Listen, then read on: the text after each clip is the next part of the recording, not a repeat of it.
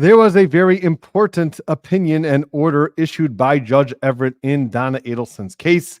And of course, people are misunderstanding it and their emotions are running very high, as always, when you have something going on in the Adelson case, which causes people to make the wrong conclusions and jump to conclusions. So what we do on this channel is we take a step back, we're objective, we look at the case law, and then we analyze what happened under the case law and see, therefore, whether the decision was the correct decision or what possibly we have in store for what happened. So we're going to be jumping into all the details in just 1 minute. Before we do, I want to give a shout out to our sponsor of today's video called The Suit Depot. It is a great store, high quality stuff for very reasonable prices. The link is in the description, and only for my listeners and viewers of this channel, you can only get this coupon here at Brother Counsel, and that is that in the coupon box, when you're checking out, you put in Brother Counsel, all lowercase, no spaces, to get 10% off of your order.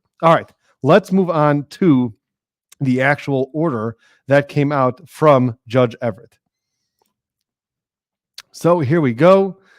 Order disqualifying defense counsel. This cause came before the court on its own motion. The court, having considered the record developed on September 17th, 2024, including the positions of each party, the relevant legal authority, and otherwise being fully advised, finds as follows. So let's kind of set the stage for where we are right now. This trial was supposed to happen September 17th. Well, a day before the trial, there was an emergency motion filed on behalf of Charlie Adelson by Charlie Adelson's appellate attorney. So the appellate attorney filed a motion, and in that motion, essentially what it did was moved to disqualify actually Dan Rashbaum from representing Donna Adelson, as well as Alex Morris and anybody else associated with the case up until now. They wanted a clean slate, new attorneys. Why is that? Well, the reason for that is that we know initially, as soon as this case, Donna Adelson started, and she was being represented by Dan Rashbaum, we knew right away that there was a conflict. There's a problem there because Dan Rashbaum was representing Charlie Adelson. So how can you represent two co-defendants in a conspiracy in the same case? Well, Dan Rashbaum understood that there was a conflict, and he went and got a waiver. At least that's what he represented to the court. He represented this on interviews, and he said he has this waiver that was signed by Donna Adelson and presumably also by Charlie Adelson, because you need to get a waiver from both sides, from both parties. And we've seen this play out in court where the Judge Everett, will go through with Donna Adelson, asking her, do you understand that there's a conflict? Did you wish to proceed with your counsel despite the conflict? He's gone through that with her a number of times on the record. So she very clearly waived the conflict. The question really is, did Charlie Adelson waive the conflict? Now, Dan has represented to the court as an officer of the court that yes, he did indeed have a waiver, which is required. Okay, so let's, for the purposes of this order and the purposes of this video, assume that Dan Rashbaum was saying the truth, that he actually did get a waiver by Charlie Adelson. But now things have changed, because what happened was that even though potentially the conflict was waived and everything could be fine, Dan Rashbaum could represent Donna Adelson and everything could be fine. What happened was that the state added Charlie Adelson as a Category A witness on their witness list just a few months before the trial. And according to the appellate attorney, they just got notice of the subpoena for Charlie Adelson, and that is why they right away met with Charlie Adelson as soon as they could, and they discussed the issue with him, and that's why they decided at that point that whatever waiver Charlie Adelson gave before, he is rescinding that waiver, and now he is asserting that there's a conflict, and therefore Dan Rashbaum can no longer represent Donna Adelson. Well, this all happened on September 17th. So while this is all playing out, they take a little break. Dan Rashbaum comes back and he tells the judge, he says, I need to withdraw from the case because Charlie Adelson has rescinded the waiver, and therefore I'm conflicted out of this case. Okay, so now Dan Rashbaum is off the case. Now the question is, can Alex Morris continue on in the case? Well, the judge told Alex Morris at the time that we have to see whether there was what we call a Chinese wall, whether there was a wall that you were blocked from any of the conversations and interactions with Dan Rashbaum and his client, Charlie Adelson. And if you were completely blocked off from all of that privileged information, so then potentially we can allow you to continue with the representation of Donna Adelson yourself. Now, he asked Alex Morse, are you ready to proceed yourself? In which he said, quite frankly, no, because I was planning on trying this with another attorney. Now I have to do it all myself. I'm not ready to go today. I need some time. So they set it for a case management hearing later on in October. And he said, okay, we'll deal with it. Then we'll set a new trial date and we'll go from there. Now, also what we're going to do is what the judge said at the time, is that we're going to have an in-camera hearing. And in that hearing, we are going to decide whether you were actually effectively walled off, whether this Chinese wall was actually in effect.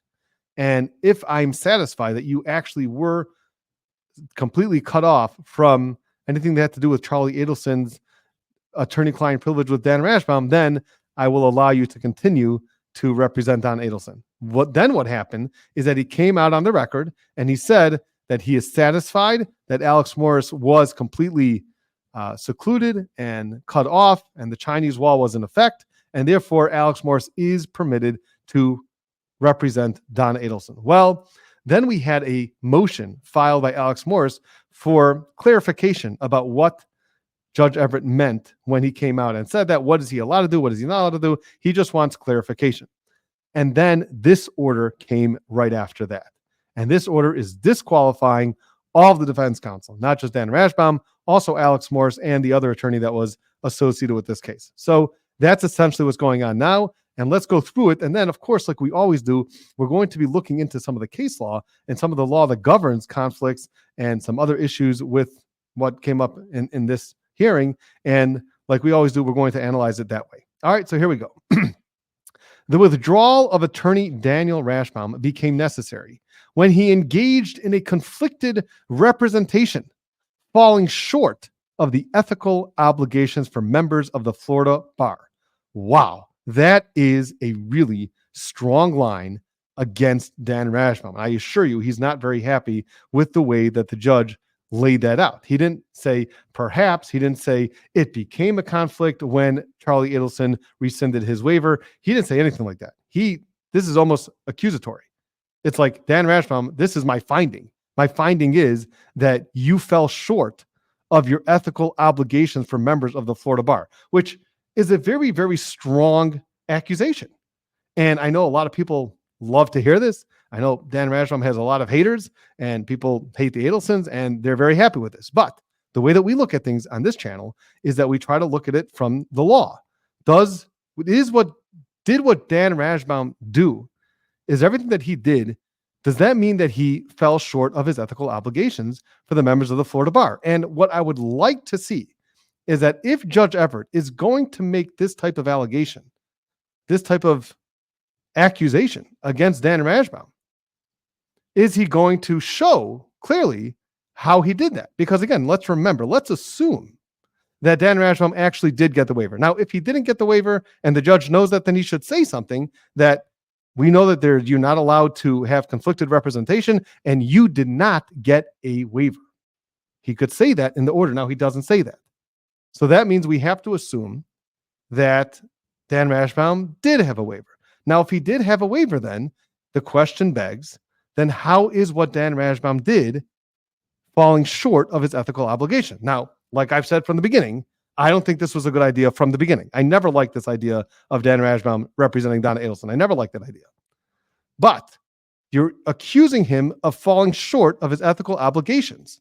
So that means you have to point to a certain law, either the rule of professional conduct or some sort of case law, which says that when an attorney gets a waiver in this type of situation, even if he does get a waiver, it's still considered falling short of ethical obligations.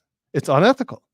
You need some sort of citation to authority. Like we always say, this is what we demand from legal scholars that are putting things in paper, that are making accusations, that want something from the court, or, we always look for authority. So what exactly is the authority here? That, I think, is a fair question. No matter how much you hate Dan Rashbaum and hate the Adelsons, still, where is the authority for this?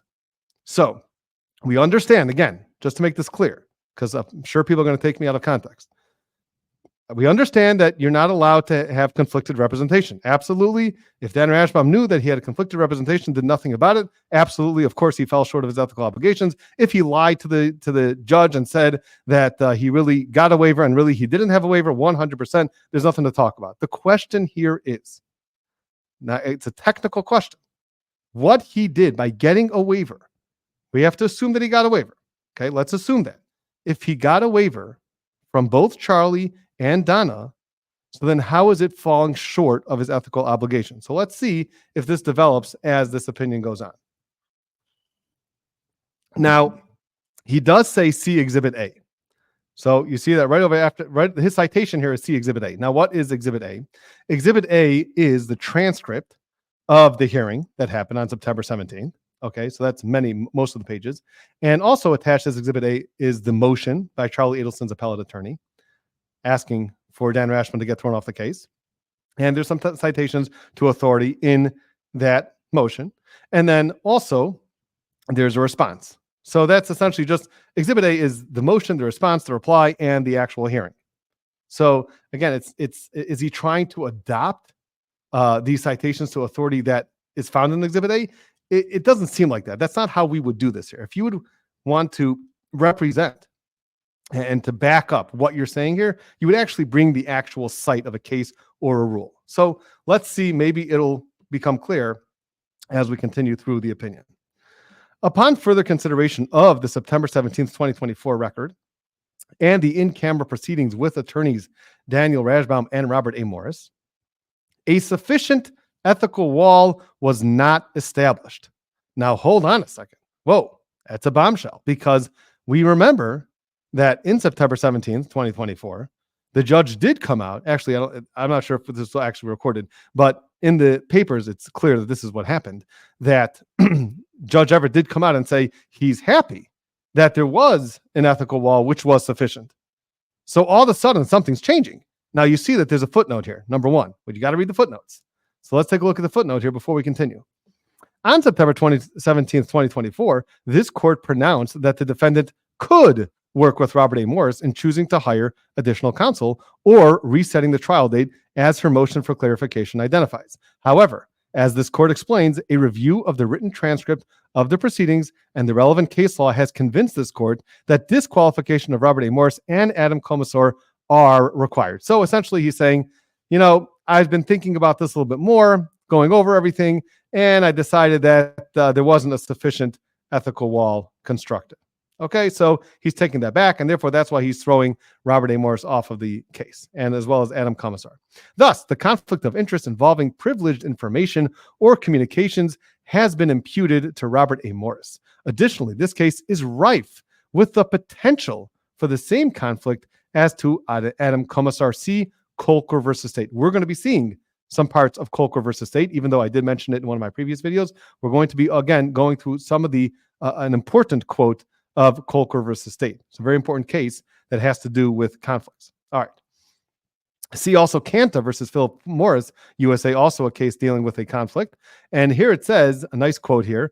This is the quote from Canta. Unimputing a conflict seems as implausible as unringing a bell, unscrambling an omelet, or pushing toothpaste back into the tube. So once you do have this conflict, it's impossible to undo. So that's essentially what Canta versus Philip Morris says, albeit in that case, it was a little bit different. But again, the idea is that once a conflict is considered imputed, it's very difficult to unimpute it. All right, let's continue. Florida rules regulating Florida Bar 4-3.5 and 4-8.4 impose on all Florida attorneys an ethical responsibility to refrain from engaging in conduct intended to disrupt a tribunal and conduct which is prejudicial to the administration of justice. Well, that's a very broad statement that you're not allowed to engage in conduct which is going to disrupt the tribunal and the administration of justice. So where exactly does this actually play out? Well, it continues. While the defendant retains a presumptive right under the Sixth Amendment to her counsel of choice, the right is not absolute. Okay, so what's this talking about? Well, we all know and understand that we have a Sixth Amendment right to counsel. Everyone who's charged with a crime, a felony, definitely has the right to counsel. The question is, do you also have the right under the Sixth Amendment to have a counsel of your choice? Can you choose your counsel? Or does the Sixth Amendment just allow you to have the right to a counsel? Well, there is a right. So it actually is embodied in the Sixth Amendment that you do have a presumptive right to counsel of your choice. Not exactly the same as the right for counsel, but you have a presumptive right, but that right is not absolute, which means that it can be taken away. So how could it be taken away? The presumptive right under the Sixth Amendment to counsel of choice cannot interfere with the fair and orderly administration of justice or the court's authority to monitor and control the pace of litigation. So again, it has to be that it's fair and orderly administration of justice. Both federal and state courts have repeatedly made clear that the right to counsel cannot be manipulated so as to obstruct the orderly procedure in the courts or to interfere with the fair administration of justice. Again, same exact thing repeated, just citing some other cases for the same proposition, the same conclusion. The fair and orderly administration of justice cannot be maintained when conflicted counsel or counsel with the potential of conflict cannot meet the standards of serving as constitutionally effective counsel. So this is essentially what's going on. The fair and orderly administration of justice cannot be maintained when you have conflicted counsel. You cannot have conflicted counsel. So therefore, you may have a right, a presumptive right, to your counsel of choosing. But if that counsel is conflicted and therefore it contradicts a fair and orderly administration of justice, and that cannot be maintained, well, then therefore your right to your choice of counsel is going to have to give. And you're going to have to get somebody else to be your attorney. See Kolker, again, the case of Kolker, a very important case, which we saw once, but we're going to see again a little bit more today. Furthermore, the danger to conflict-free proceedings was not cured by Daniel Rashbaum's withdrawal. So you may say, hold on a second. Who was the conflict with? The conflict was with Dan Rashbaum. It wasn't with Alex Morris. So Dan Rashbaum already withdrew.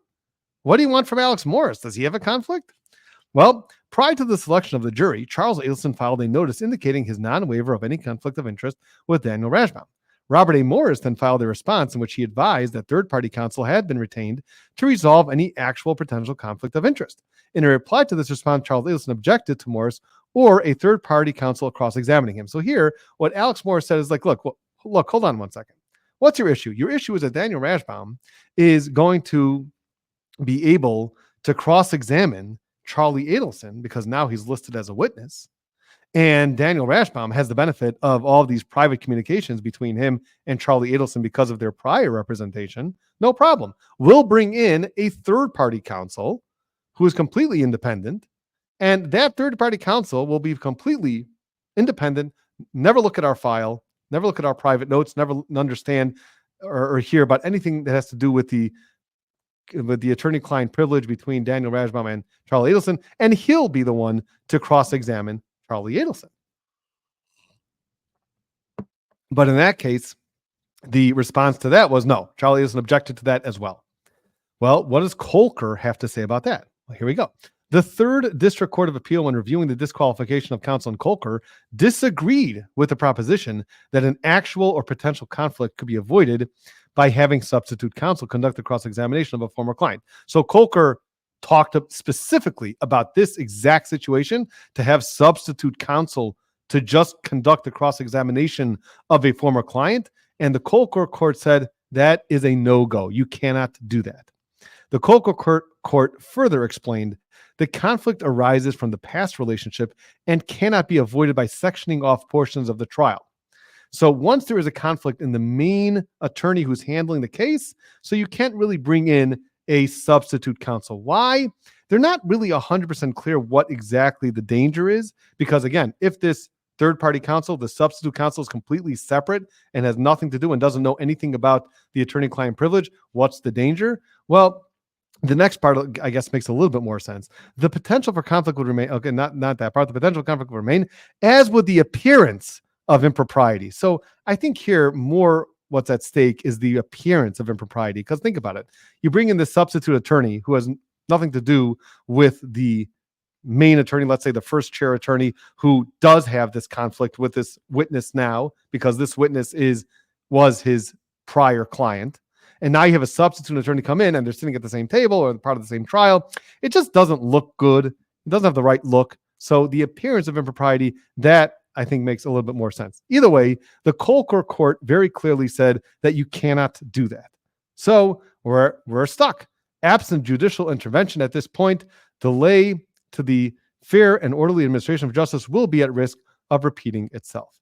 Without the establishment of a sufficient ethical wall and the fact that even third-party counsel cannot avoid the potential for conflict, the court cannot permit Robert A. Morris or Adam Commissar to remain as counsel of record. So this is what Judge Everett's saying. He's saying, look, now that I'm deciding that there wasn't a sufficient ethical wall, which means that the conflict was imputed onto Alex Morris, you can't even now bring in a third-party counsel to avoid that, because that's what Colquitt said. You can't do that. And therefore, sorry, but Robert Morris, Adam Commissar, you've got to go. No more attorneys for Donna Adelson at this point. Nor will the court permit this untenable situation to continue. Accordingly, for the above reasons, attorneys Robert A. Morris and Adam Commissar are disqualified from further representation of the defendant. The case management scheduled on October 15th, 2024, which was supposed to happen, is hereby canceled and reset to December 10th, 2024. So Donna Adelson still has some time by December 10th, 2024 at 2:30 p.m. to get new counsel. Now listen to this. Conflict-free counsel for the defendant is to file a notice of appearance in the interim period.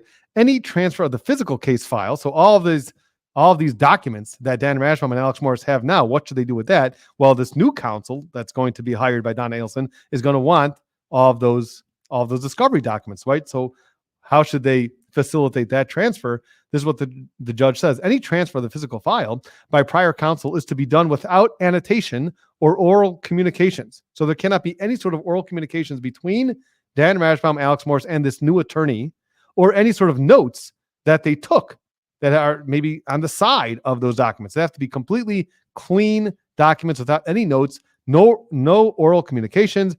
That would create another imputation of conflict, and we are going to start fresh over. This whole thing's going to be starting fresh December 10th, 2024. So that's going to push off all this whole trial a long way. Now, something that you may have noticed that you didn't really see from here is that really mostly the judge is dealing with, Judge Everett's dealing with Alex Morris's issue here, how he's throwing Alex Morris off the case, and that any potential third-party attorney is also not going to work, just to bring that person in to cross-examine Charlie Adelson.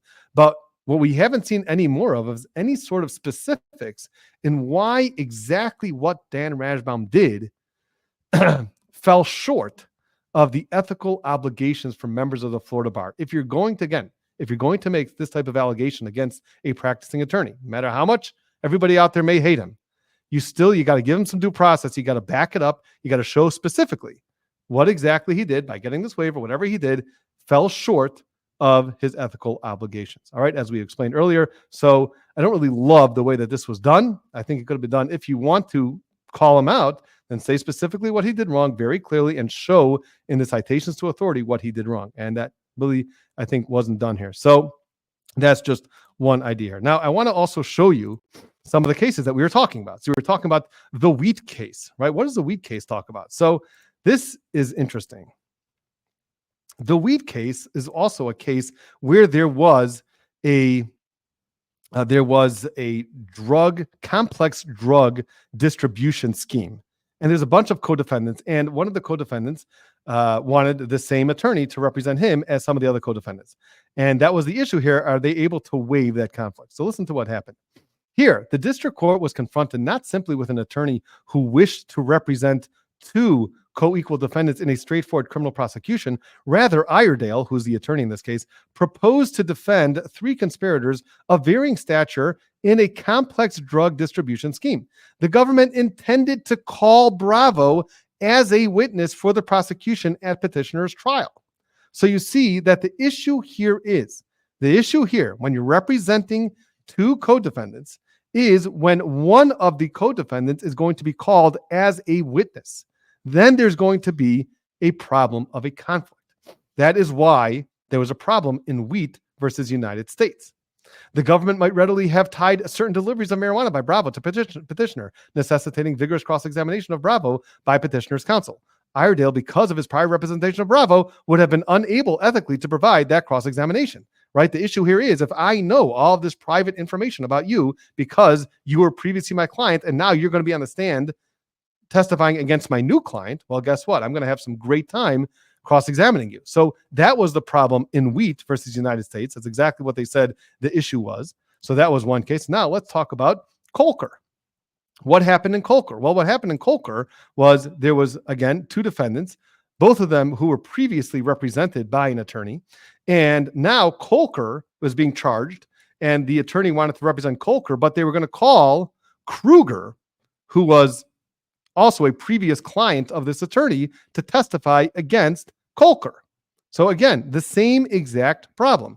And this is what the Kolker case says. An attorney's previous relationship with a client who has become a witness for the government and plans to testify against the attorney's current client presents a dilemma or divided loyalty. It would be improper for the attorney to use privileged communications from the former client in cross-examination of that former client.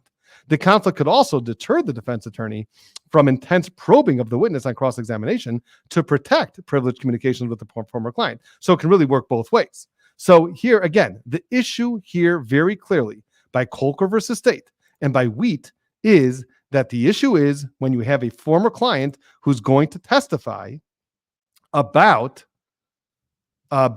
your current client and you have an attorney-client privilege with that specific witness. That is what the issue comes down to.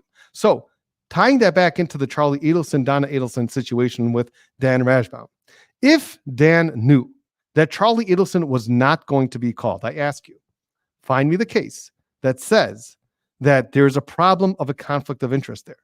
Because so far, the only cases that were cited in Judge Everett's opinion that talk about this conflict issue is when you're going to have the other defendants testify against your client. Now, again, that doesn't mean that there's not an inherent conflict here. There is an inherent conflict.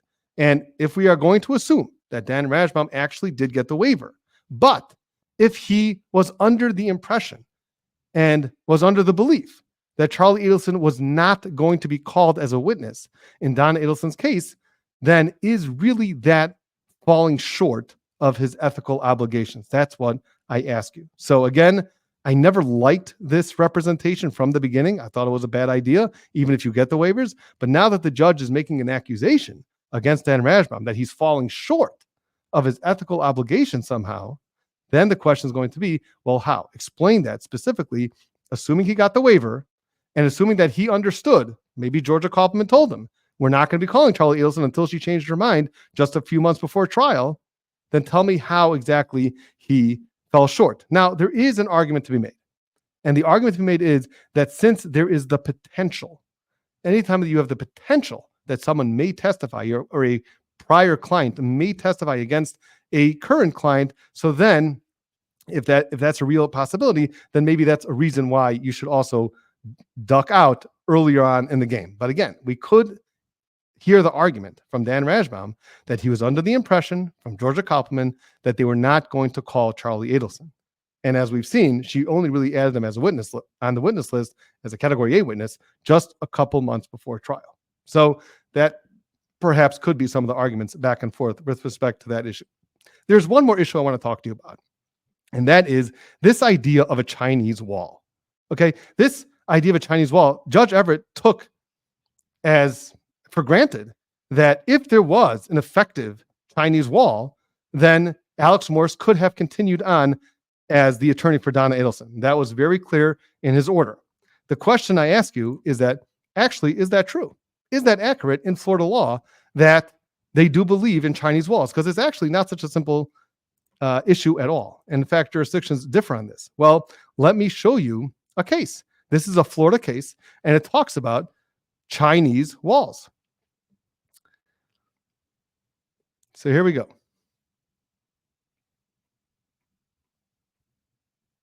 We conclude that the difference in the two rules was intentional.